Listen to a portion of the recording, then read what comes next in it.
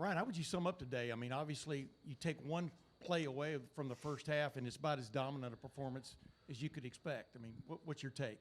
Well, I think it's a great example for everybody that when you turn the ball over, especially down there, you put yourself at risk. I mean, all the work that gets put in, can be all for naught if we don't take care of the football. So it's a lesson learned. We came in at halftime. We were up by 3. You would have thought we were down by 21. But I thought we responded well, and that's the thing is when you come out in the second half, you have to learn from the first half, but you can't dwell on it. And so we knew how important that first drive was. We were aggressive.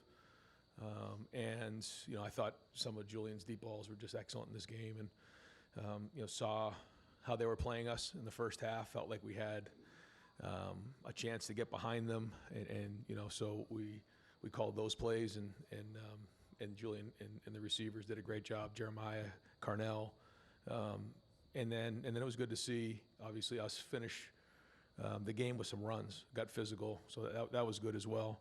But the defense was excellent, really stepped up. I know there was a couple third downs early on that were frustrating, but I thought Matt, changed it up a little bit, and then the guys played, really physical, got to the quarterback, changed up the looks in the back end. So very good team win.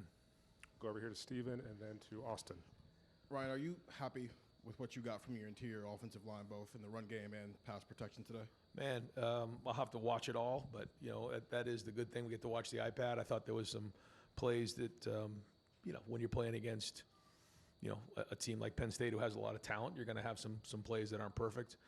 But I thought the strain to protect when you're pushing the ball down the field like we are, the first big play to Carnell, the one to Jeremiah, the other one to Carnell. I mean, those are probably 3.5 second plus plays. There's a lot of strain on those plays. So I thought that was well done. It was good to see us finish late in the game. I thought we really fit some runs up late and we're physical late. That was good. Sometimes the run game takes a little time.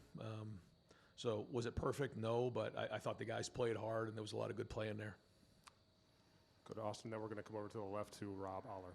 Ryan, I felt like there were a number of maybe some new wrinkles offensively. How much of that is now being 2 months into the season with that body of work, and is any part of it having some familiarity with the other coordinator? Well, we wanted to change up the looks and the personnel groupings and just try not to be not predictable. I think that's probably something that for us, we try not to be predictable, but that's not really the right word to use.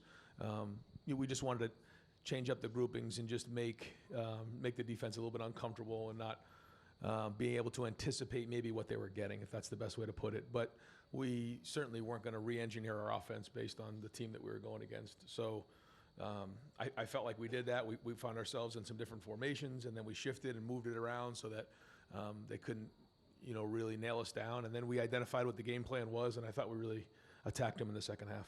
Go over to the left to Rob and then to Pat Forty. Yeah, Ryan, you got Haskins, Stroud, last year with Will, you've got Fields.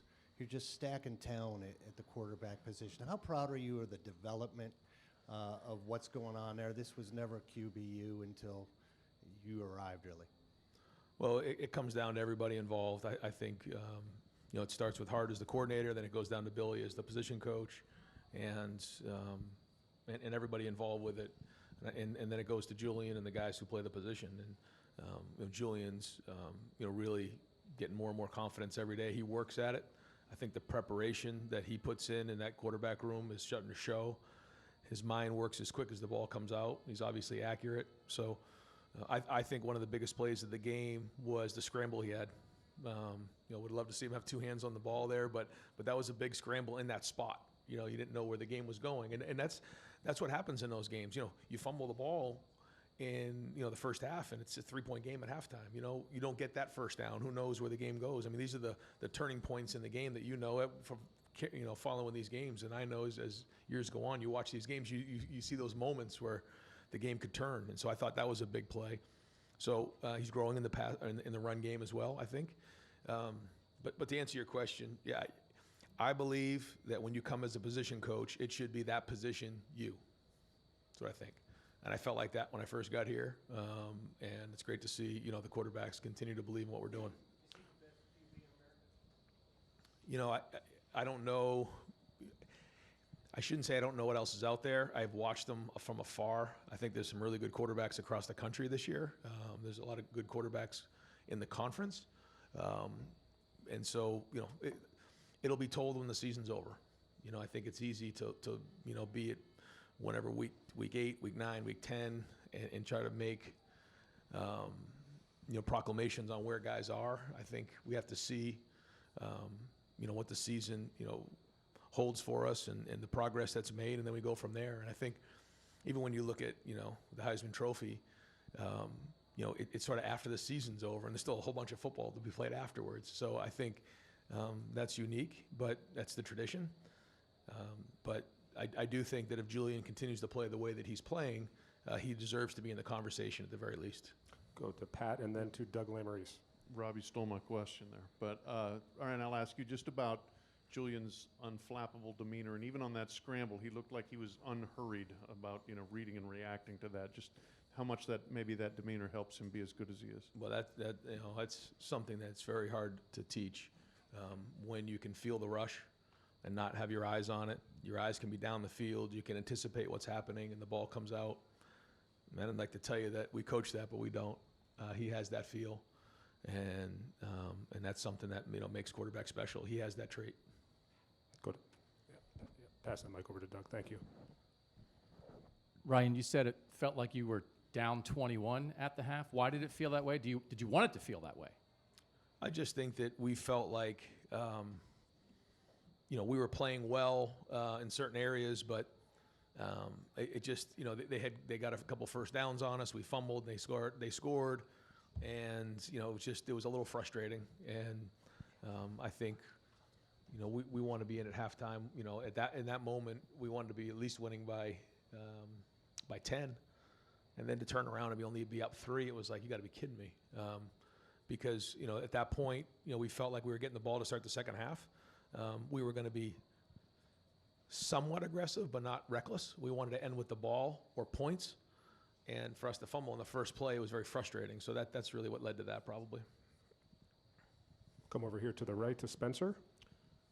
Ryan, with what you were saying on Tuesday about this kind of being a little bit more like the NFL and coaching is a business anyway, but did you sense that your players had a little bit of extra motivation this week on the defensive side? And then can you kind of sense the way that they were feeling throughout this game about, who's not calling defensive plays for you anymore? Honestly, no. I didn't feel any of that. Maybe, I guess, when the season started and when I was looking ahead, I thought maybe that would come into play, but it just didn't. I don't think any of our coaches or players were distracted by that. Go over here to Dylan and then over to the right to Bill. Ryan, when you talk about stacking bricks in a season and building that foundation, to come through a bye week like this, have a team that maybe was down record-wise, but you talked about all week, was still plenty talented, for them to take this serious and to perform like this, where does that rank in terms of like good signs for a team's culture building? Well, we constantly talk about being consistent week in and week out. It doesn't matter who the opponent is. And I thought this was a good example of, really not testing the theory out, but seeing, where our team was in this area because, if you have a young team where, you play to your opponent, you obviously put yourself at risk. And so how do you perceive a team that's, lost a few games in a row, and going through some difficult times? Well, these guys still have a lot of NFL players on the team, and we knew it was going to be a challenge. So, again, it just went back to us and our preparation and how hard we play. And, for us, that was just the next team on the list that we have to execute against. And that's a tribute to the coaches and a tribute to the players for continuing to believe in that and keep pushing. And I still think we all know that we can get better in certain areas. We got to keep pushing. And so we have to master the routine, and that's getting rest tonight, come back tomorrow, address the issues, and then it's on to Purdue. And last question to Bill in the front. You said it felt like you were down 21 at halftime. What was your message to the team at that point? Well, I said kind of what I tell you guys. You're either winning, losing, or you're tied at halftime. And we have to identify what went on in the first half and, say it all the time. All the work that gets put in, if we turn the ball over, your whole season can be ruined. So I don't want to just dwell on that one turnover. I feel like I'm talking about it a lot. But we just, won 38-14 against Penn State. So if you said that to me about 2 months ago, I don't think I'd be talking about one fumble that we had. But I'd rather be talking about. And by the way, when I said that about Julian saying, I also feel like Carnell and Jeremiah. Again, if there's two better wide receivers in the country, I'd like to see them. And they deserve to be up for a lot of awards too as we're getting towards the end of the season, because it's not about individual recognition around here, but I know a lot of people, support their players. I want to make sure that I'm supporting my guys because, they're great players. And then we also have a bunch of guys on defense doing the same thing. So, but this is not about individuals, it's about the team. And that's something that's been a mantra to our team all season long. And so the message at halftime, was that, if we take care of the football, we're going to win the game. If we turn the ball over some more, we're going to be in this game in the fourth quarter. So that was the first thing. The second thing was that, we needed to have a great drive to come out in the third quarter, and that great teams win in the second half.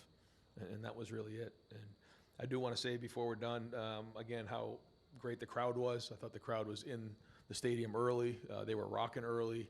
They just, this season, I think Ross has done a great job with the game day atmosphere. And I feel like everybody understands when they have the ball how to be loud, and just they're playing off the players. And when the players need the crowd's there. It gives our guys energy. And I could feel it in the second half. And so I just want to thank the crowd, because at the Skull Session, we say, the band's got to do their job, the fans got to do their job, and we got to do our job. And I thought, and everybody did today for a great win. So thank you. Yeah. Coach, thank you very much. We'll bring Julian